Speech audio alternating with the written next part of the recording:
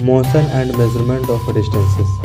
Seema and Mohan's class children and had visited many places during their summer vacations. Some children had gone to their native village by a bus, then a train, and finally a block cart. One student of their class had traveled by an aeroplane. Another spent several days of his summer vacation going on fishing visits in his uncle's boat.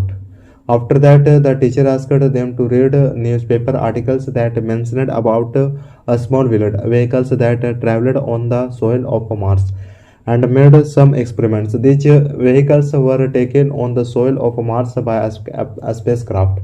Meanwhile, Sima had been reading stories in a book about ancient India, and now he wanted to know how people moved from one place to another in earlier times. The story of transport in ancient times, people did not have any means of transport. They used to travel only on foot and carried their goods either on their back or using animals. Boats were used for transport along water routes in the beginning. The boats were simple logs of wood in which a hollow cavity could be built. Later, people learned to keep together several pieces of wood and give shapes to the boats. These shapes were similar to the shapes of the animals living in water. Recall our discussions of this stimulant shape of fish. Invention of the wheel made a very important change in modes of transport. The shape of the wheel was improved over thousands of years. Animals were used to pull vehicles which moved on wheels. Until the beginning of 19th century, people still depended on animal power to carry them from one place to another. The invention of a steam engine introduced a few sources of power in transport. Railroads were built for a steam engine to drive wagons and carriages. After that, automobile vehicles came. Motorized boats and ships were used for transport on water. In the early years of 19th century, the invention of aeroplanes was done. Later these were developed to carry passengers and their goods. Electric trains, spacecraft, supersonic airplanes, and monorail are few contributions of the 20th century. Some modes of transport are shown in figure. Place them in correct order from earliest modes of transport to the most recent. Do you notice the earlier modes of transport that are not in use today? How far have you traveled? How wide is each disk? How did people find how far they have traveled? How will you judge whether you can walk all the way to your school, or you will need to take a rickshaw or a bus to reach your school? When you want to buy something, is it possible for you to go to the market on foot? How will you find the answers to these questions? It is often very important for us to know how far a place is, so that we can make an idea how we are going to reach that place. An aeroplane, walk, take a train or a bus, a ship, or even a spacecraft. Sometimes we have to know the length of some objects. For example, in Sima and Mohan's classroom, there are large desks, and each desk is shared by two students. Sima and Mohan sit together on one desk, but they frequently fight with each other for using a larger space of the desk. The teacher suggested them to measure the length of the desk, so they make a mark exactly in the middle of a desk and draw a line to divide it into two equal halves. Both of them have interest in playing gilli danda with their friends. Mohan always kept a set of gilli and danda with him. So they tried to measure the length of their desk using the danda and the gilli. The desk looks to be having a length equal to two gilli lengths and two danda. Now they draw a line in the middle of the desk, and seems to be happy by taking a half of the desk equal to a gilli and a danda in length. After a few days, the market line gets removed. Mohan now has a new set of danda and gilly as he lost his old set. Now they are measuring the length of a desk using the gilly and danda as shown in figure. Measuring the length of a desk with the gilly and danda. Measuring the length of the desk with a different set of gilly and danda. Now when they measured the desk with the new set of danda and gilly, it seems to be about 2 danda lengths, 1 gilly length with a little a space still left out. This space is less than 1 gilly length.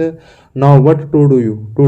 Now what to do? What would you suggest Sima and Mohan to measure the length of the complete desk? Can they use a cricket wicket and bells to measure the length of a desk? Or do you think that this might create the earlier problem? They can take a small length of a string and mark 2 points on it. This space will be a string length. They can measure the width of the desk using string lengths. How can they measure distances less than the length of a string? They can fold the string and divide it into 1 by 2, 1 by 4 and a string lengths. Now perhaps Sima and Mohan can measure the correct length of the desk using the string. You could suggest them to use the scale in their geometry box to solve their problem. Yes, sir, of course. Mohan had been Mohan had been reading about the way person used to measure different distances before such standard scales were not present, and he has also been trying to follow different ways of measuring distances till now.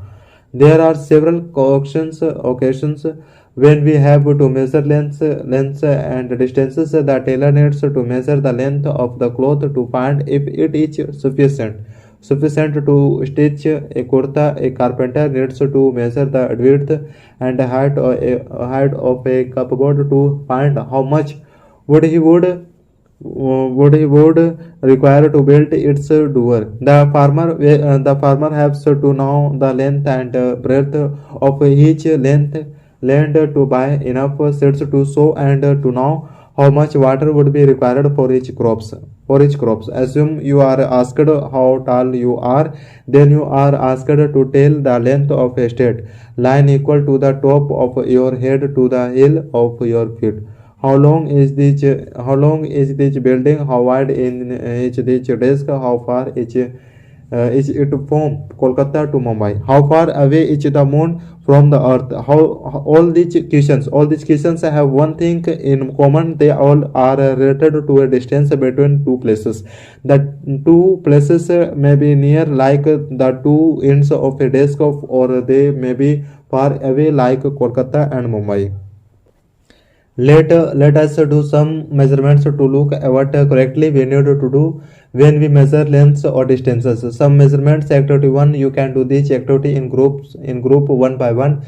Assuming your foot as a unit of length, measure the length and breadth of your classroom. It may happen while measuring these spaces you may be left with some space unmeasured. As it is smaller than your foot, now you can use a string to measure the length of remaining space as you did earlier. Write your observations in table 1. Activity 2. You can do this work in a group using your hand span as a unit of measurement. Measure the width of a desk or a table in the classroom. Here also you may need a string whose length is equal to your hand span and then fractions of this string length to measure the remaining length. Write all observations in table 2. We notice that measurement is the comparison between a known quantity and a known quantity. This known fixed quantity is called a unit. The measurement is written in two parts. One part is a number, the other part is the unit of the measurement. For instance, if in activity 1 the length of the classroom is found to be 10 lengths of your foot, then 10 is the number and foot length is the unit chosen for the measurement. Now study all the measurements written in table 1 and 2. Two are all the measurements for the room using everybody's foot equal or everybody's head span used in the measurement.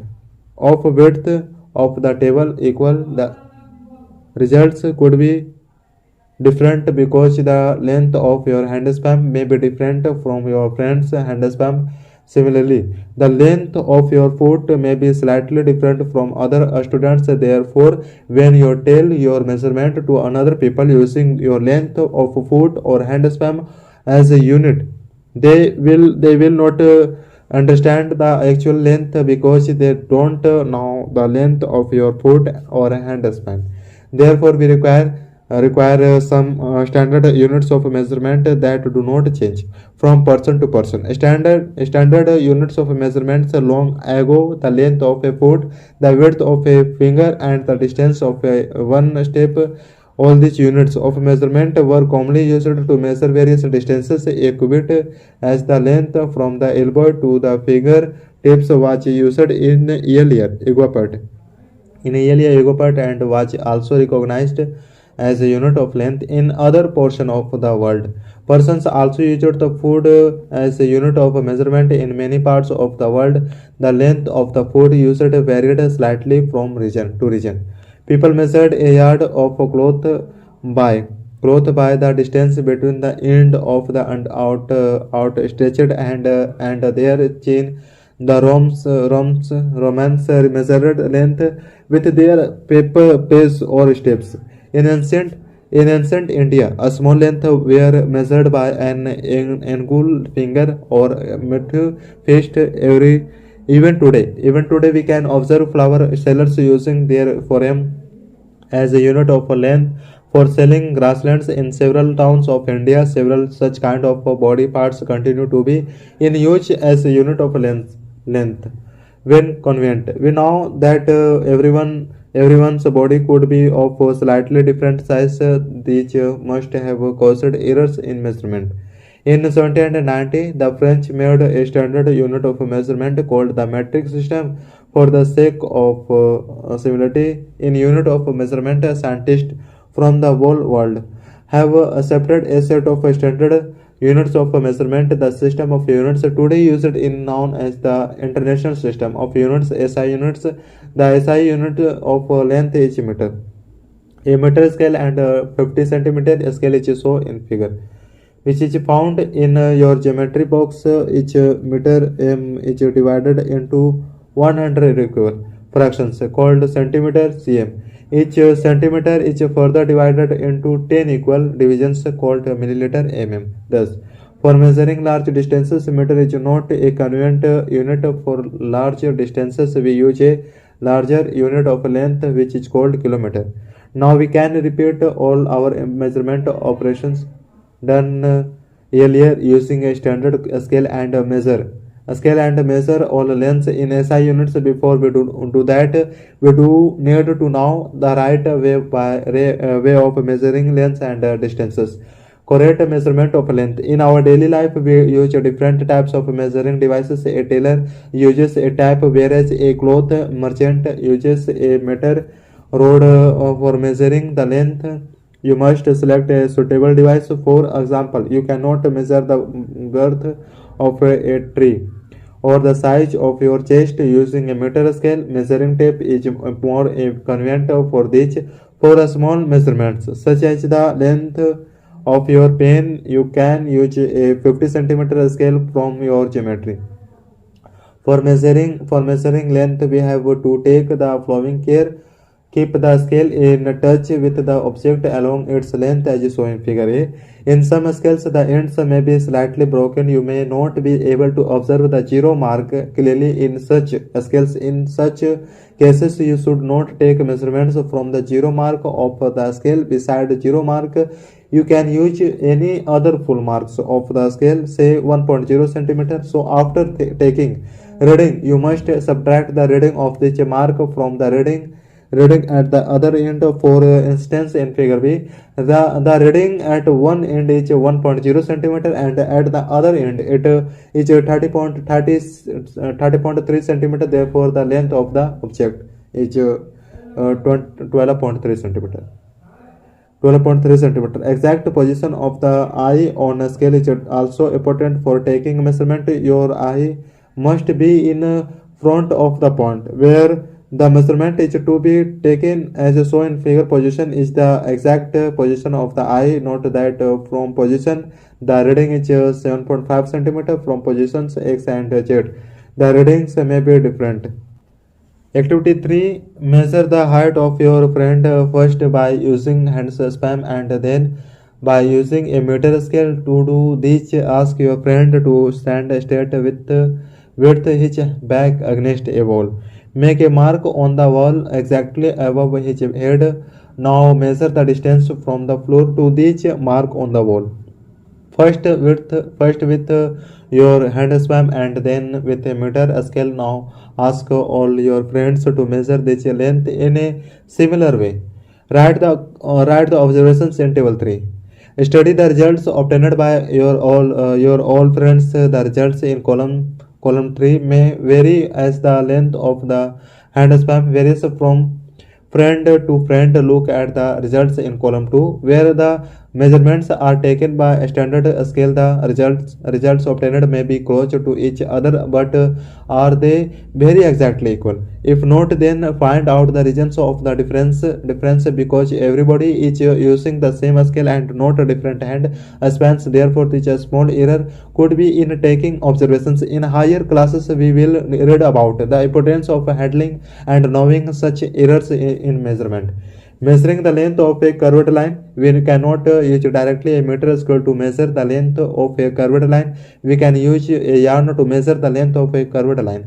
Activity 5. Take a yarn to measure the length of the curved line XY. Put a knot on the yarn near its one end. Put this knot on the point X. Now keep a small portion of the thread along the line. Keep it straight using your thumbs and fingers. Hold the yarn at the edge and point with one hand. Using the other hand, stretch a little more portions of the thread along the curved line. Go on repeating this method till the thread reaches to other end Y of the curved line. Make a mark on the thread where it touches the end Y. Now stretch the yarn along a meter scale. Measure the length of a thread between the knot in the starting and the final. Mark on the thread. In this way, we get the length of the curved line XY. We observe that we need a lot of care to measure exact distances and lengths. We need some standard units and devices to measure these distances and to communicate our results to others. Moving these around us. Activity 5. Think of some objects you have observed currently. Currently write them in table 4. A table, a mosquito, a school bag, people sitting on desks moving about, maybe a dog, cow, butterfly, your hand, a small children, a fish in water, a house, a factory, a horse, a stone, a ball, a bat, a moving train, a swimming machine, a wall clock. Make your list as long as you can. Which of these are traveling? Which are at rest? How did you ensure whether an object is in motion or at rest? You might have observed that the bird is not at the same place after some time, while the desk is at the same place. On this basis, you may have decided whether an object is in motion or at rest. Let us look at the motion of an ant. Activity 6. Spread a large sheet of white paper on the ground and put some sugar on it. Ants will be differently attracted to the sugar, and just after some time you will find several ants crawling on the sheet of paper. For any one ant, make a small mark with your pencil near its position when it has just crawled to other place on the sheet of paper. Keep marking again near its position as it moves along on the sheet of paper. After some time, remove the sugar and the ants from the paper. Connect the different points with arrows to show the direction in which the ant was moving. Each of the points marked on paper show the direction in which ant moved to in intervals of a few seconds. Motion seems to be any type of a change in the position of an object with time, isn't it? In activity 5, where did you put objects like a sewing machine, a clock, or an electric fan while making group of these objects are these objects are moving from one place to other. Now, do you notice movement in any of their parts? The blades of the fan or the hands of a clock. In what way they are moving? Is their movement similar to that of a train? A train. Let us now see at some kinds of motion to understand various type of movements. Types of motion. You may have seen the motion of any vehicle on a state road, march past of soldiers in a parade or the falling of a stone. What type of motion in these? Sprinters in a 100-meter race also move along a straight track. Can you tell such more examples from your surroundings? In all these given examples, we observe that the objects travel along a straight line. Such a type of motion is known as rectilinear motion. Activity 7. Take a stone, tie a yarn to it and rotate it fastly. With your hand, observe the motion of the stone. We find that the stone travels along a circular path. In this motion, the distance of the stone from your hand remains equal. This motion is known as called circular motion. The motion of a point marked on the blade of an electric fan and motion of a point marked on the hands of a clock are examples of a circular motion. The clock or the electric fan are not traveling from one place to another, but the blades of the fan and the hands of a clock are rotating, and the distance of a point from the center of the fan or the clock face will remain the same as they rotate. In some cases, an object repeats its motion after some time. This motion is known as periodic motion. Take the stone tied with a thread that you used in activity 6. Now hold the thread in your hand and let the stone hang from it. Now pull the stone to one side with the other hand and let it free to move. This is a pendulum. This will help us to understand the periodic motion. Motion of a pendulum, a branch of a tree moving to and fro, strings of a guitar, motion of a child on a swing or the surface of a drums, tabla being played are some examples of periodic motion where all these objects repeat their motion after a fixed interval of time. Mohan is not sure why we say that the distance of the stone from his hand remains the same. Can you help him to understand this? Remember that the stone is held with a string. Did you ever observe the motion of a sewing machine? We find that it remains at the same location while its wheel moves with a circular motion. It also has a needle that moves up and down continuously as long as the wheel moves, isn't it? This needle is doing a periodic motion. Have you observed the motion of a ball on the ground? When the ball is rolling on the ground, it is rotating as well as moving forward on the ground. Thus, the ball shows both rectilinear and rotational motion. Can you tell other examples where objects undergo combination of various types of motion? In this chapter, we did several measurement activities and discussed some types of motion. We found that motion was a change in the position of an object with time. The change in this position can be measured through distance measurements. This allows us to know how slow or fast a motion is. The motion of a snail on the ground, a butterfly flitting from flower to flower, a river flowing along its direction on clear rounded pebbles, an aeroplane flying high up in the air making jet trails, moon rotating around the earth, blood flowing inside our bodies, etc. are example that shows movements of different kinds at different places around us.